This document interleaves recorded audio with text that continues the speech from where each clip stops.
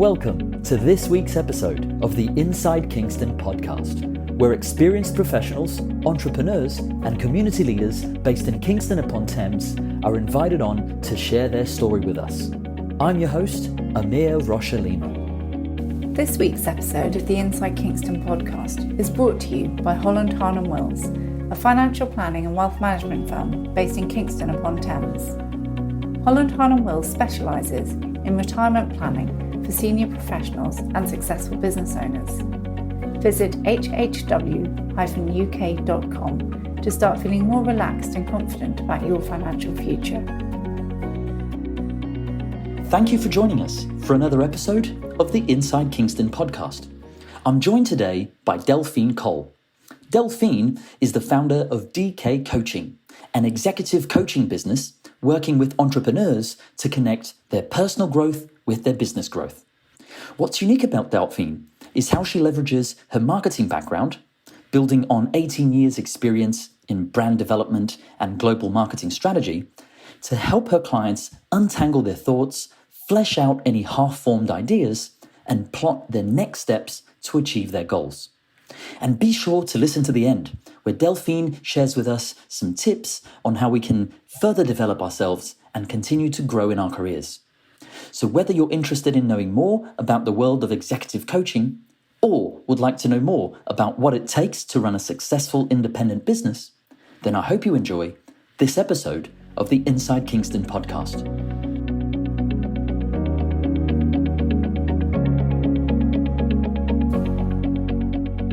Welcome, Delphine Koall, to the Inside Kingston Podcast. Delphine, I'm really excited about this conversation because I'm actually very interested in how coaching can help people untangle thoughts and flesh out sort of half-formed ideas. And I think that our listeners can learn a lot from your expertise in this area. But to kick off this conversation, I'd like to go back in time, if that's okay. So, Delphine, where did you grow up? Hi, thank you so much, Amir, for having me, first of all. And you can hear from my accent, I'm definitely not from here.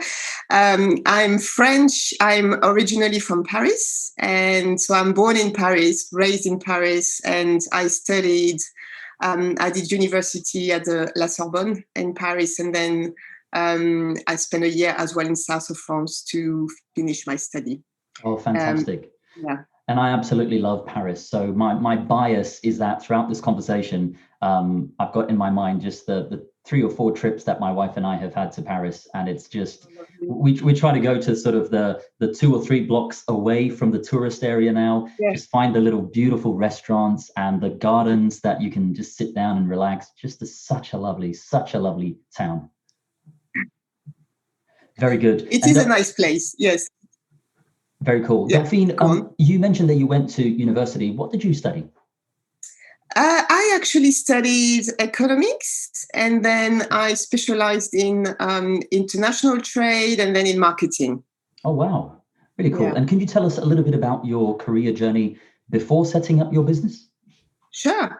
So after university, I was already connected. I did an internship at Eurostar based in Paris. All right. And then after I finished my study, they actually offered me a job in London.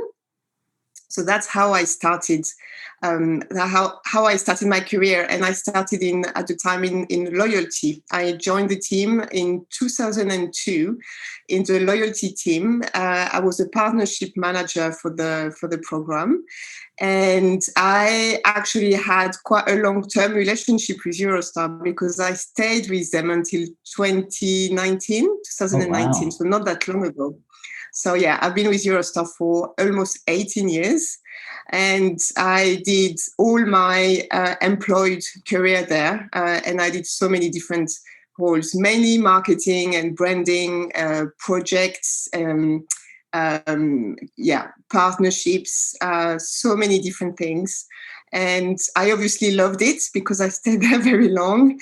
And then after a while, things started to change a little bit. So yeah, I had a bit of a transition. Absolutely. And it's interesting how we've had many guests who, like myself and like you, Delphine, have sort of over time moved away from that corporate world into either being part of a smaller business or actually setting up and running their own small business.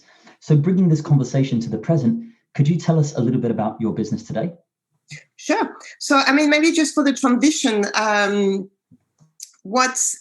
think what I experienced with Eurostar, just because it sort of led me to where I am today.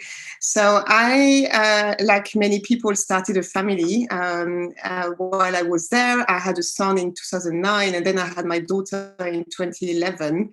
And we started a bit of a new journey with her because she's born with some special needs, and she had a diagnosed genetic condition. And that meant that we had to care for quite a lot of extra things with her, you know, the whole journey with physiotherapy and occupational therapy and a lot of unknown to deal with. And from a career perspective, that meant that I had to request to work part-time, and I got accepted. I had a very supportive boss at the time. But I realized after a few years that when things started to settle between my daughter and us, I mean, she still has special needs, but we started to be a bit more organized. I was less overwhelmed, and I wanted to do more with my career, but I couldn't work more. And I think that was a block for me for a while, because everybody kept telling me, you can't have it all, you know, you've got a part-time job and you have time for your family. And so, you know, you can't really push for more. And I always had something in me thinking, well, why not? Actually, I love what I do. I love my work. I would like to progress. And the corporate world was still very rigid, that it wouldn't allow me to progress working part-time. And also, I did enjoy what I was doing in marketing, but I found I was having much more connection with my laptop than I was having with people at some point. And that's when I started to think, okay, I need a change. I need to find a way to evolve. I looked into external job and I realized I don't want to go and do marketing again for someone else. So what is it then? And that's when I considered qualifying as a coach, because I knew about it, I heard about it, but for some reason I always thought that's not for me. But one day I decided, why not? It can be for me, because it's just, you know, going back to studying and doing something which would really interest me. So I started to look into it. I did a really good training in executive coaching, and I qualified in 2019. And at the same time, I had an opportunity to take redundancy at Eurostar. And it all came, you know, like how life is. Sometimes it all comes at the right time, even though you don't plan it this way. So I took the redundancy, I left. And because I did a lot of work on myself during the qualification, because you get coached all the time. So I decided to actually start my own thing. I realized that, you know, before that, I thought I would never be able to work for myself, that I was more comfortable having a boss and working for someone else. But by that time, I thought, if you have an ambition and if you get clear on what you want to do, you can do it by yourself, and you can certainly work on your terms and then fit all the things I have in my life around it. So that's how the whole journey started. And that's not that long ago. It started at the end of 2019. Oh, that's fantastic. And I really appreciate you sharing that, Delphine. That's such a powerful story. And it just proves to me why I wanted to speak with you, which is you seem to have taken a lot more out of executive coaching training than just becoming an executive coach. It has impacted your life in the way that I think you aim to impact the lives of your clients as well. So just expanding on that for a bit, for our listeners who perhaps are new to the concept of executive coaching, could you give us an example of a typical coaching scenario? Sure.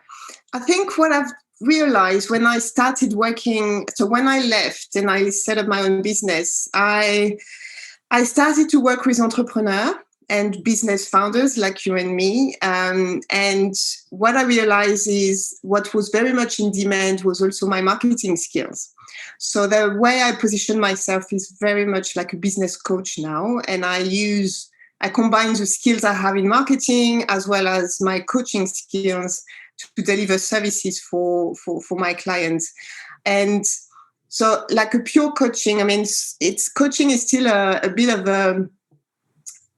a unknown concept, and it's not helping that. First, it's not a regulated profession. And also everybody calls themselves coach. So I think there is quite a misinformation and misunderstanding from a lot of people of what a real coach is, because everyone and their dog is called a coach nowadays.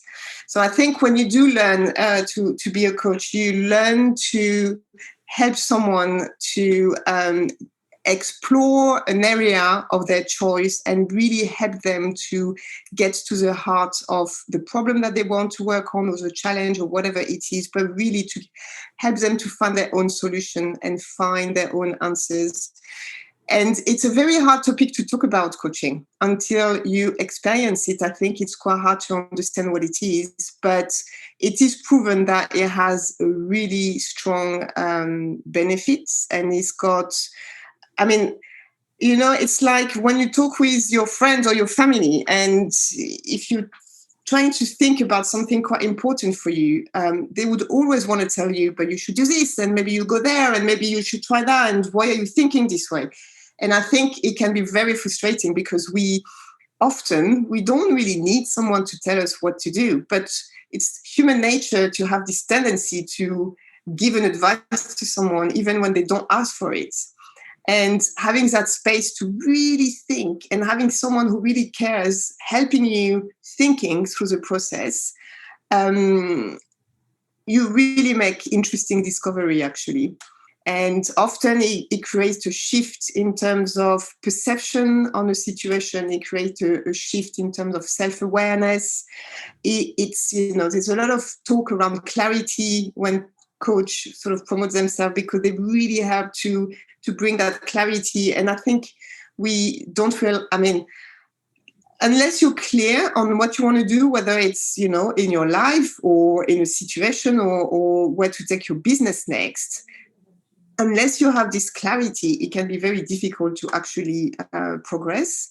So that's really what is helping to do. But what I'm doing is then I combine that with my marketing skills. And by this, I mean, I'm helping entrepreneurs to work on, there is first work around the vision, which is actually, you know, it can be, call it marketing or coaching. It doesn't really matter. What's important is really to have this vision about what your ideal business is, where do you want to get to with it, what life you want to have with that. And for me, it's a very, as I explained in my story, it's very close to my heart, because it's very much my why, helping people to design the life they want or they need to have.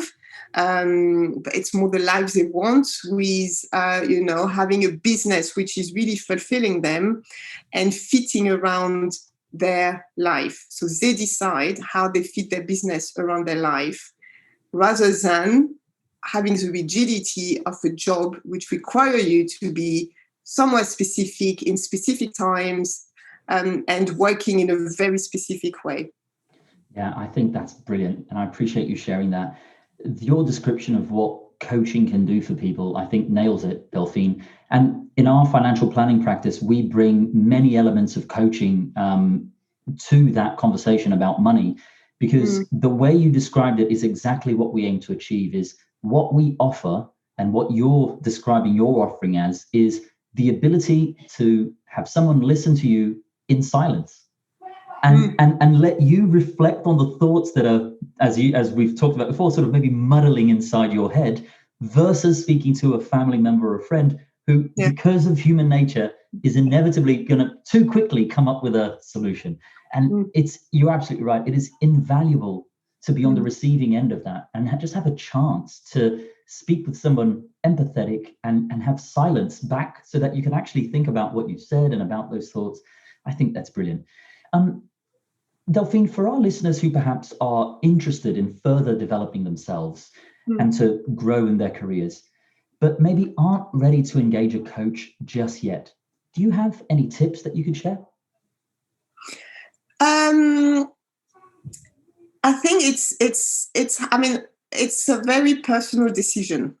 Obviously, I think, I've got it even with my friends. Sometimes I'm trying to be very careful not to push them too much. I think it's very difficult to push anyone to go into coaching if it's not something that is coming from them. It's a bit like psychotherapy. You can tell your nephew or your brother that they should go and see a psy and that would be great for them. And unless it really comes from them, they won't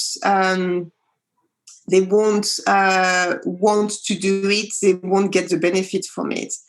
But I guess the tip I could just give to someone who could do with it but is not quite ready yet is explore a little bit what it is. Maybe be curious and see.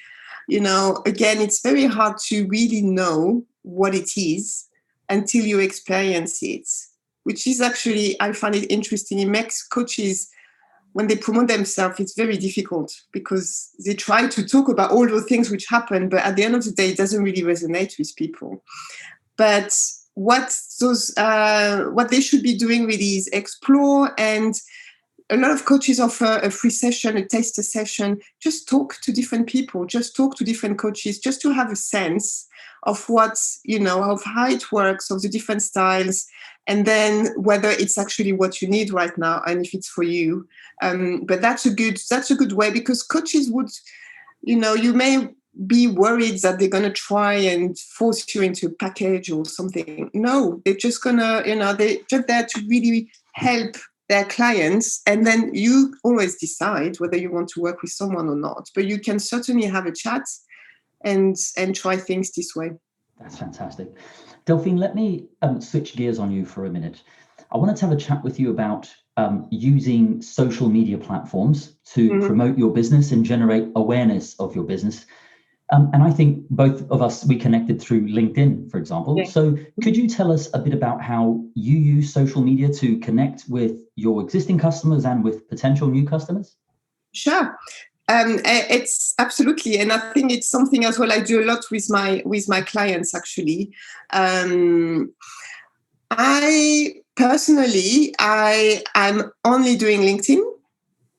And when I started early 2020, again, I was very early on, and I didn't expect the pandemic to come like many people. So I think between April and September, I had, my 2 kids at home and trying to homeschool and doing everything. So time was extremely limited. So the one thing I've done throughout that time was to choose one platform and only one, and just try to be consistently present on that one and try to test and to understand how LinkedIn work and the reaction from the people. And I tested like posts and videos and different things.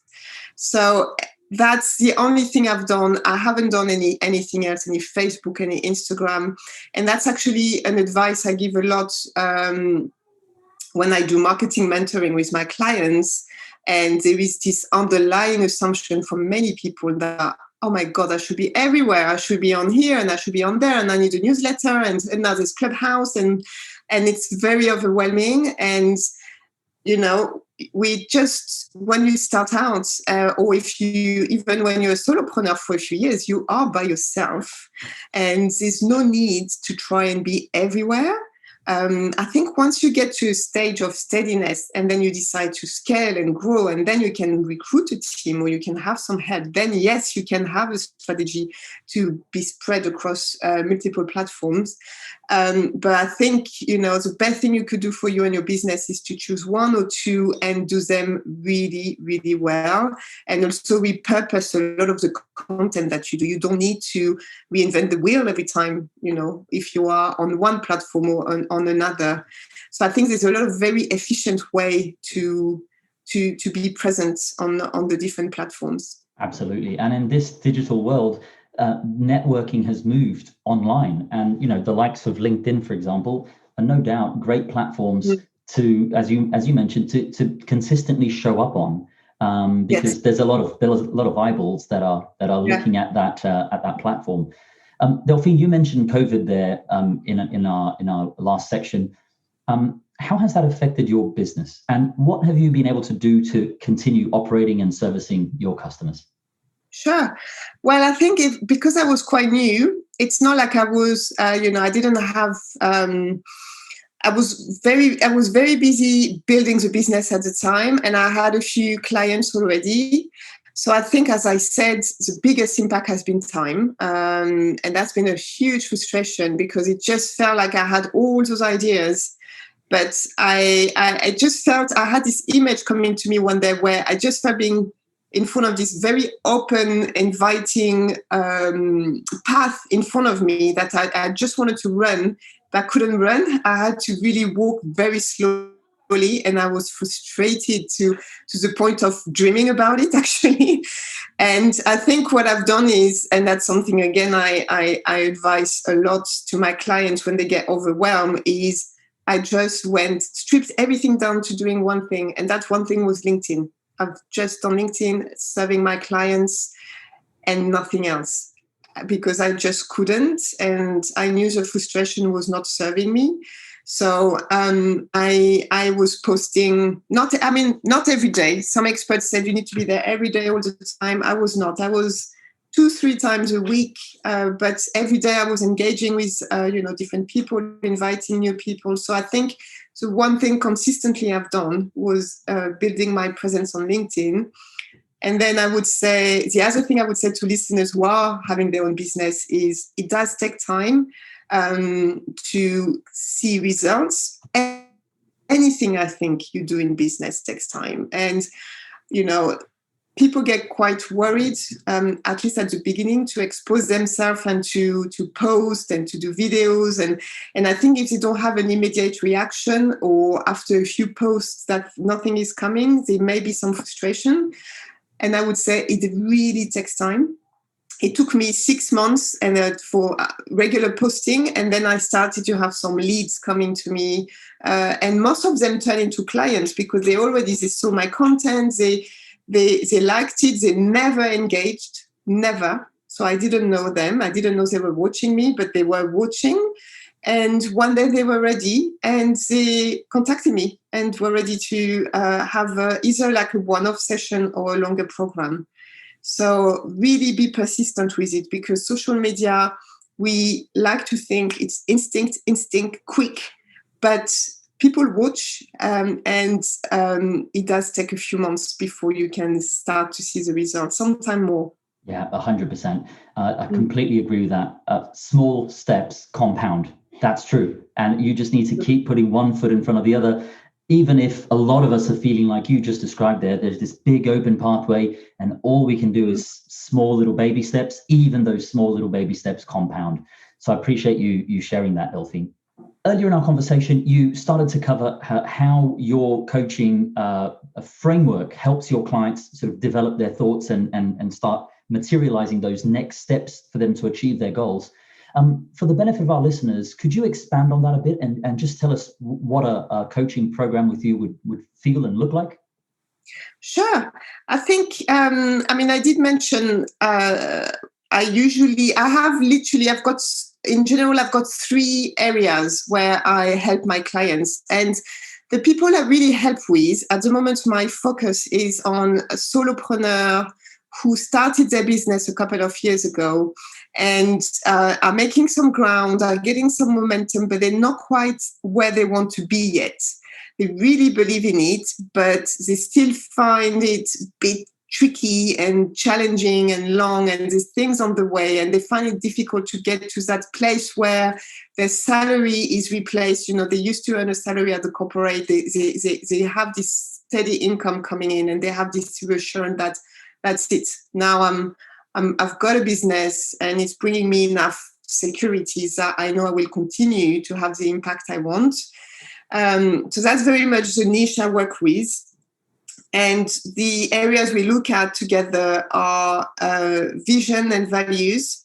Very important when you start, but it's also something you need to revisit along the way, because it can happen, and I've seen it a few times, that you get shifted away from your vision. And then when you start to be misaligned with your vision and with also your values, you can get into a path which you don't really want to go. And that can lead to, not feeling happy, basically, and not enjoying what you do anymore.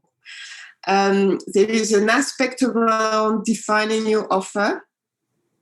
And that's really where I would say there's a lot of topics in that where both my coaching and the marketing work for my clients. So I bring frameworks for them to think through and, some sort of techniques and frameworks, but then I coach them through it. So they do come with the answer, whether it's working on their ideal clients to working on what is their offer, and that is not from their perspective. A lot of people come and say, that's what I'm going to offer. Now I need to find clients. Well, no, that's what you want to offer, but now you need to think. You need to think on behalf of your clients. You need to think and talk to them. Is that really something you need? Is that solving of a problem? What you need to understand is what is their problem? Because if you don't bring a solution to their problem, they may not want your services. Even though it's a fantastic thing to offer, it may not be a need for it. And I think that's particularly difficult for coaches, because a coach would tell you, I don't know what problem I'm going to solve until we have those discussions.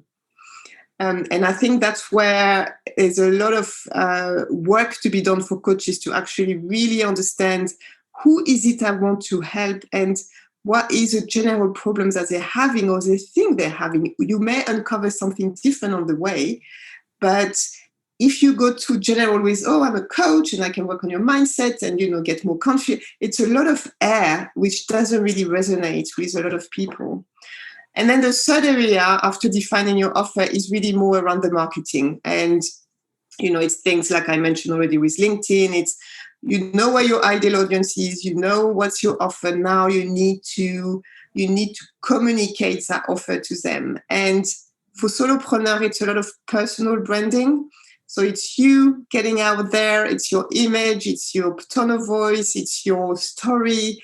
And again, that's where the coaching can really work well with the marketing, because you can bring a structure and a framework and some ideas, but you also need to help them to overcome a lot of the fear that they have around being visible and feeling worried about what other people may think of them, or ex-colleagues.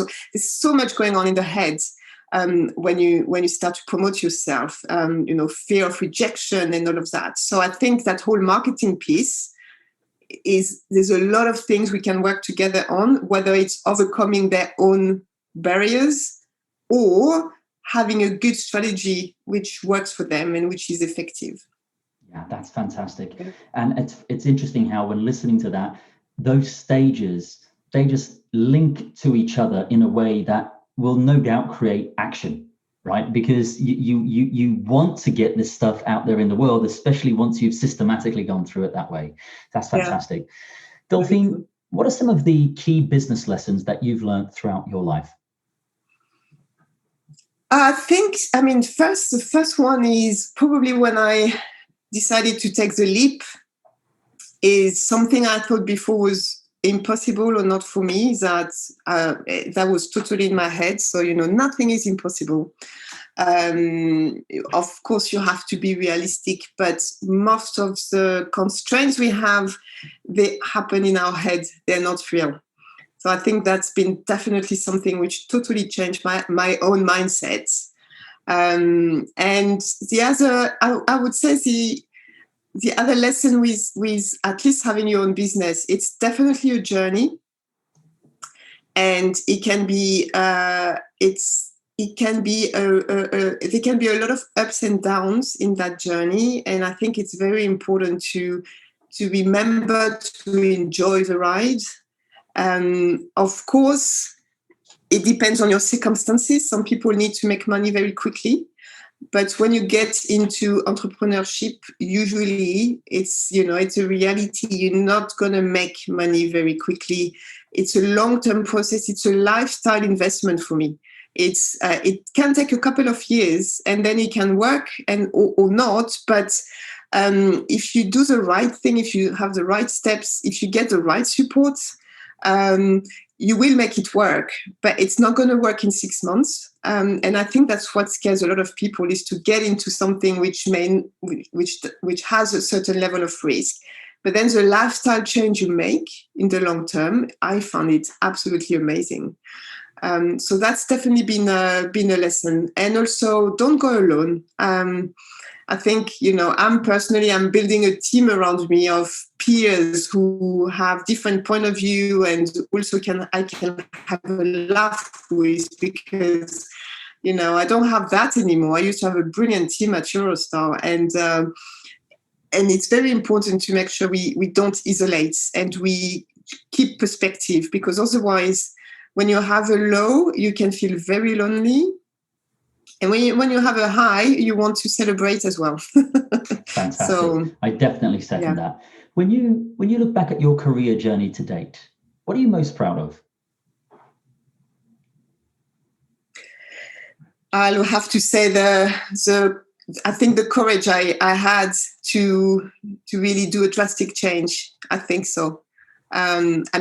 Courage is relative, because again, I had redundancy. So that was, that helped me to have some bit of a safety net here, and also have a husband who works, although he's self-employed like me. But yeah, no, I think that's the thing I'm the most proud of, is to have done that, and now to be doing something which is having much more meaning. So I've got a purpose which is much more driving me. I think I lost that before at the end of my career at Eurostar, and designing, being more in charge of the life I want to have. I think that's been. I'm really proud that I'm in charge of that. Yeah, that's fantastic, and hats off for you for ploughing ahead with all the knowledge that you acquired, and obviously all the coaching skills that you're no doubt applying to yourself. Delphine, what next for you and your business? Are there any plans in the pipeline that you can share with us? Sure, I can. Also, at the moment, I would say it's still a bit, as I wouldn't say survival, but we are, as we speak now, in February 2021. So we are in lockdown number 3. Indeed. So still having kids at home, and also my daughter is at school because she's got EHCP due to her special needs. So that's been, in a way, that's been a good thing for us and for her. So I think at the moment I'm very much focusing on defining my offer for that niche I mentioned before, which is service-based entrepreneur who are, not quite there yet in terms of steadiness. The other thing I've got in the pipeline is to start again a coaching group for entrepreneurs. So I had one last year. I did a pilot, which was amazing. All those things we just discussed, not feeling lonely, having a good support, group support, people who can bring new perspective and have your back when you have challenging moments. So I had a group of new entrepreneurs, and we were talking every other week. We had a bit of a structure, but it was quite a coaching approach where everyone would bring a topic, and we would help that person to think through whatever that was he needed to discover or to clarify. I definitely want to do that again. I think the group dynamic is something I love, and that's the other thing I'm looking into is team coaching. I've done a little bit last year. I had early in 2020, I had a team coaching assignment. Absolutely loved it, and I would like to do more of that. And working with SMEs who have a team of 5 to 10, and helping them to just to really align behind their purpose, and to also have a better understanding of the different personalities and how they work, and get them to that level of high performance. I think the big companies, like the big corporate, they do have L&D, learning and development department. The small companies, they don't have that. And it can be a great support to have that above all at the moment, I think there will be a massive shift when things will sort of transition back into post-COVID. And, what do you do with the office? And do you get everyone in the office? How do you maintain motivation just the team communicating and performing together? How do you manage that transition? So that's definitely something I'm keeping in mind and exploring, seeing how I could include that in my offering. Exciting times ahead. Yes. Very good. As we start to wrap up, I'd like to ask you a few quick fire questions that our listeners are always interested in. So Delphine, what do you do to relax outside of the office? So I used to take a dance class, modern jazz. I used to love having that class to go to. Obviously, at the moment, it's not something I can do anymore. So I think, again, in those strange times, the way to relax is very different. But I've done a lot of cooking to keep my family healthy, but I realize that it's actually helping me as well to relax somehow. And I'm always listening to something at the same time, like a podcast or a course I'm sort of catching up with.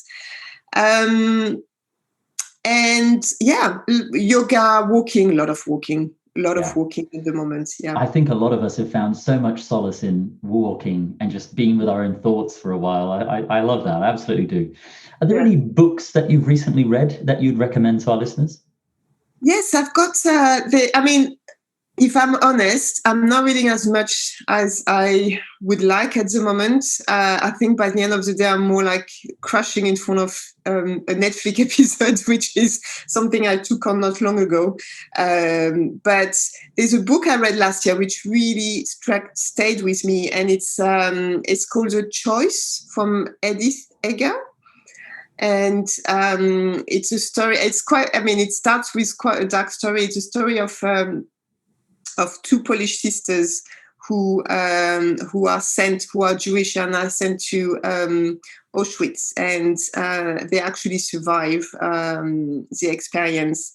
And it's a story of one of them. It's a true story. She talks about her own story, the author, and it's how she rebuilt herself and how she her growth journey after that, basically throughout all her life. And she actually became a psychotherapist in her late life.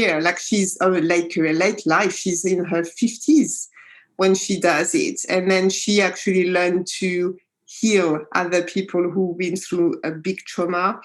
But the way it's written and the story and what she's going through and how she's growing from it, I was absolutely amazed. So definitely something I would recommend to anyone who's into at least personal development.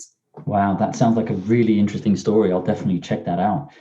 Are there any, you mentioned Netflix a bit earlier, are there any movies or TV shows that you've recently watched that you'd recommend to our listeners? Yeah, I think Netflix is nothing I can recommend that people don't know, but I'm really new to Netflix. So, I'm quite into the French series at the moment, like the 10% or Call My Agent, and I'm about to start Lupin. But no, there's a movie we watched last weekend, which got recommended by one of my mentors, and absolutely fantastic. Maybe you saw it, Hidden Figures. I've heard of it, but I haven't seen it yet. Oh, it's amazing. It's about three Black women in the 60s, very, very switched on, bright women who work for the NASA. Wow. And it's about their story, how they are treated as Black in the environment of male and of white, and how they help actually the NASA to get the first man to the moon. And wow. It's very fun as well. It's filmed in a really fun way, but it's such a deep, interesting, great story. So definitely a movie I would recommend anyone to watch. That's fantastic. Yeah. Finally, where can people go to find out more about you and your business? LinkedIn.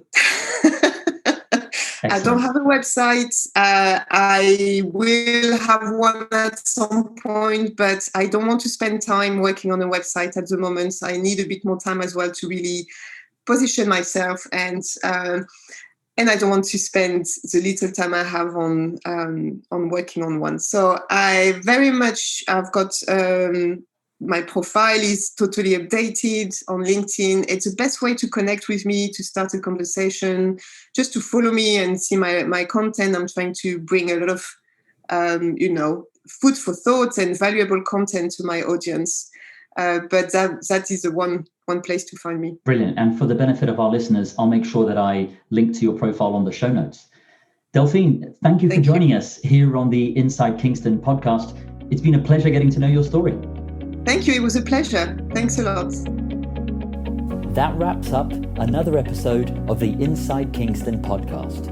Make sure to check out our guests' website, pay them a visit, and help spread the word about what they're doing. If you have any questions or know someone who should be a guest on the show, please feel free to get in touch. I would also love it if you could go to iTunes and leave us a review and a 5-star rating. We work hard to bring on some great guests, and getting a review from you is one way to help the podcast rate well on iTunes so that others can find and enjoy the show too. Thanks for listening.